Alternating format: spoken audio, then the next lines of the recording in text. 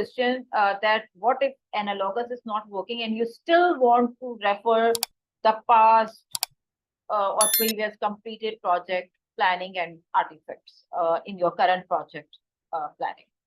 The answer to that is parametric estimation. Right. So if some of the constraints are not working in the hardcore analogous style, then you can go for the parametric estimation. So first of all, what is parametric estimation by definition? So again, it can apply at a project level, at a task level, at a deliverable level, or at a or at a phase level, or whichever level you want to apply at a project. You check the definition of parametric estimation by looking at the previously completed similar project by defining some project parameters. So parametric is everything which analogous is plus parameters. So whatever we have understood in analogous, past, previous, historical. From the exam perspective, people get they get very confused in picking the right answer for parametric because they think that it's analogous. No, if it is parametric, they are going to definitely talk about some parameters, right? And with that, it is different than analogous. So if it is a planning with some parameters, then it is no more analogous. It's parametric. So that analogous estimation has a name, has a more specific name, which is parametric. Past, previous, and historical, of course, completed for the same reason I've explained in the analogous. Similar, for the same reason we have explained in analogous. And it's going to talk about parameters. Parameters is like some kind of ratio, different ratios. It can be average, for example. So for instance, it can be average. It can be it can be, for instance, cost per resource. It can be hours completed per resource.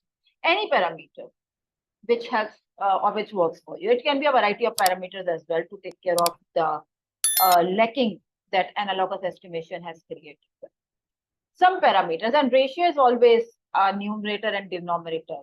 Like it's going to create some it's a division of two different attributes in your project. It can be on this. It would that depends on which planning area is being impacted because of the analogous estimation.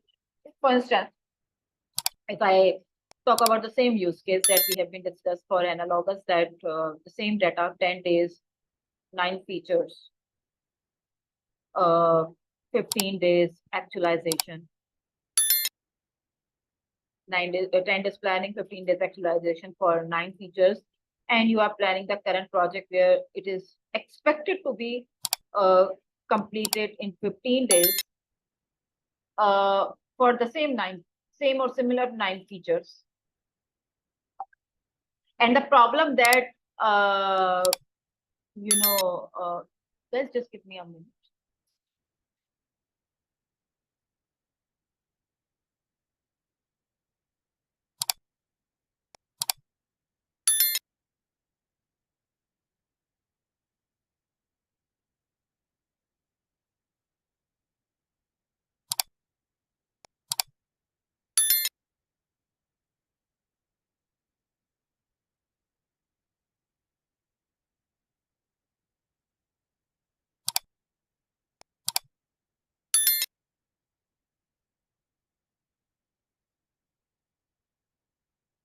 Yes.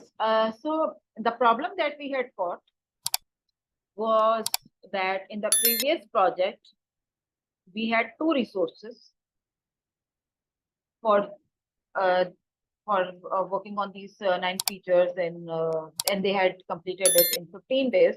And now we are going to get only one resource for the same 9 features completion. So what's the catch over here? The resource is the trouble in our case, right? The resource is the constraint which is different than the previous similar project in our case. So we need to come up with certain parameters to take care of these resource difference, so that the planning looks more realistic for the current project. Because any layman even can think of this, that something which has been completed with 2 resources in 15 days cannot be completed by 1 resource in the same timeline. And maybe you are already thinking that this is just going to be right away double the time. But let's hold on for that thought for a while. We are going to take that in the right manner. So the same thing is going to be written in a more streamlined way by considering that as a parameter. So for instance, if I say that there were 9 features and 2 resources, then most likely I can assume, or I can check that in the plan as well, that how many features were done by 1 resource and how many features were done by the other resource, right? So so maybe I can come up with a parameter, that number of features completed per resource. This is a parameter because this parameter is going to give me an understanding that how I am going to streamline my resource and its and his planned time for these 9 features. Right? We can easily see that 2 resources completed together they completed these 9 features in 15 days. It's quite possible that they have done half of the work. It's quite possible that one has done 4 features, one has done 5 features. It's also possible that there is other formulations like 3, 6, or so forth, right?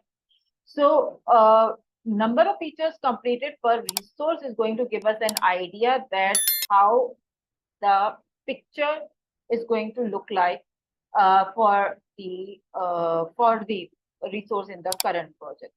Right? For instance, if we assume for our use case that it is half of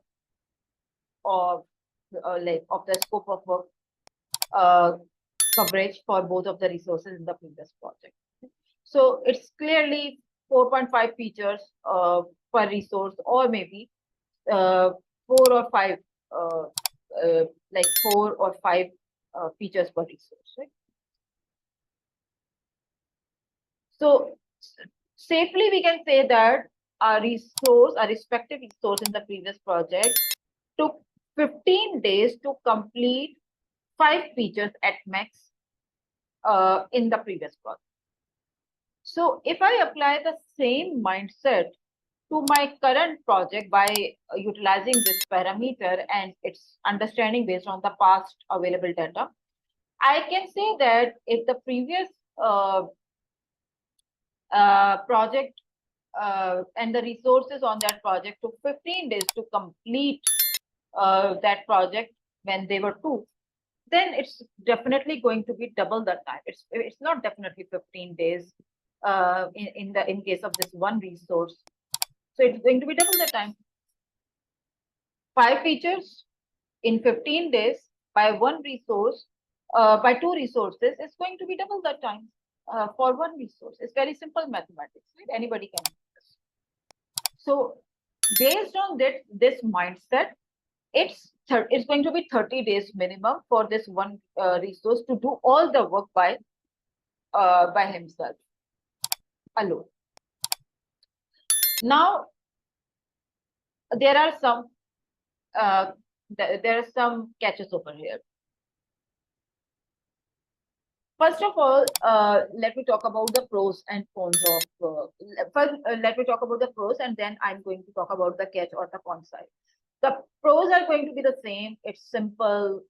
It's easy to comprehend. I mean, not that easy as analogous is, but comparatively easier than the other techniques. But you at least have to have some basic mathematical understanding of the project management aspects, right? Um, it's again, it's economical, less costly, doesn't require that much expertise. In this case, the level of expertise which is needed is uh, the mathematical or formula based understanding is needed. That I need to say. So that level of expertise is needed, but I would not say that it's going to be like very specialized critical skill set that you need to have to plan this. And what level of mathematics is needed? Very linear mathematics apply over here. Do you understand linear maths? That goes in a linear progression. So for instance, if some work was done by two resources in 4 days, and I'm going to add probably two more resources, then it is expected to be done in half the time, right? Maybe in 2 days. This is a linear way of thinking it. Like very linearly, you think that, okay, something was done in double the time and you are adding more resources, then it's going to take half of the time, or it can be vice versa, that two resources were there for 4 days and now you are taking one resource away, and that work is going to be expected to be done in 8 days, right? It's very linear mindset. You are not taking into consideration any kind of complexities, any kind of risk, volatilities, uh, or level of competency required in certain work with respect to the other work, right? You are not taking care of that. You are like thinking about it uh, in a very universal way, that something has worked in this time for these many sources. So if you are just doing plus minus in those constraints, then it's going to work this way. Which the other way of saying is that you are not taking into consideration certain risks or certain uncertainties that may happen in the practical world. So that is exactly the con side of this thing, that you do not take into consideration the risk, which is also a way of saying uncertainties. You do not take into consideration the complexity of different type of work or different skill set needed. You may not take into consideration of maybe the dependencies which may be there in different level of scope of work in the project. And you probably are not taking into consideration the competency level of resources, right? Because people are different when it comes to the same kind of work.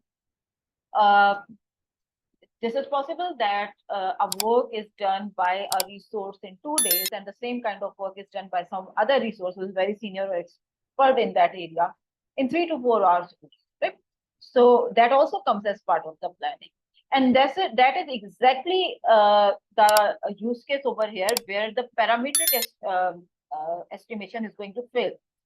So what if these two resources in the previous plan used to be, for instance, mid-level resources, like the resources with 4 to 5 years of experience in this domain, versus this one resource on this project who is a junior, maybe only 1 to 2 years of experience.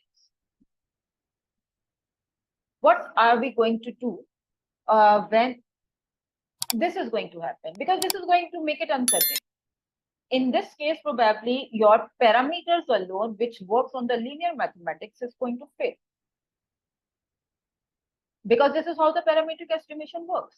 It works only when your constraints are very, well defined, that may apply the mathematics in the way that 2 plus 2 is always 4.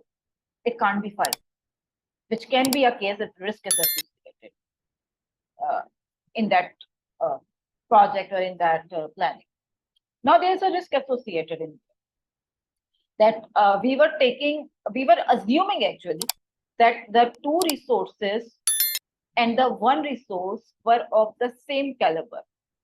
Now, I know maybe someone would say that, is it not possible that a resource who is junior with respect to the number of years can be smart or can be very smart in picking up the things or maybe like on the competency ground, he or she is equivalent to mid-level resources or may produce the level of or the quality of work as of the mid-level. I know multiple things or multiple scenarios is possible in this case.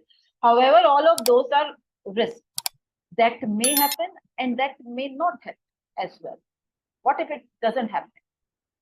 These are all different what ifs. So yes, I had forgotten to mention the what ifs.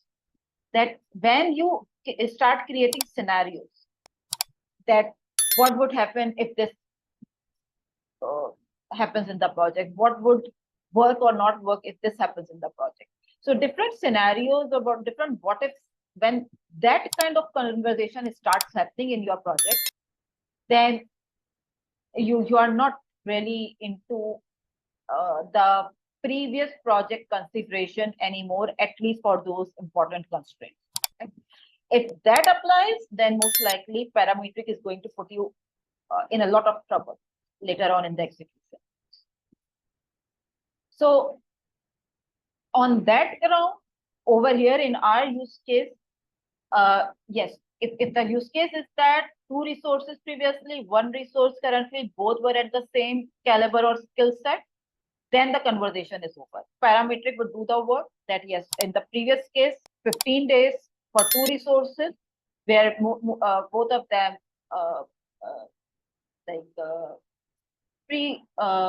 assumptively they did half of the work. Each of the resources did half of the work in the project. So the new resource, the current resource in the current project is going to take double the time. That conversation is over. However, if the resources are of different caliber level, then maybe the parameters are not going to help a lot. And in that case, you would probably need another technique on top of this parametric estimation, which takes care of the uncertainties, the what ifs in this conversation. So we right away have 2 to 3 what ifs. That what if this is not going to be the case, as we are seeing that the time mid-level resources have taken, the junior resources probably going to take more time. What if the resource is going to fulfill the project in the time mid-level resource has taken in the previous project? Or what if neither of that works and we need a midway, a mid-level of workaround for this? Getting my point? So, or there can be multiple other what ifs as well. Then what if that some of the work resource is going to take care of effortlessly, and what if they struggle with some more complex work, which again involves a lot of risk and uncertainty, or maybe dependencies as well, some handholding as well. So there are a lot of risk and what ifs involved, complexities involved. And when this level of conversation starts happening, then your parametric, which is very straightforward and very mathematical in nature, it doesn't help. In that case, you would have another technique, which is 3-point estimation, which is our next conversation.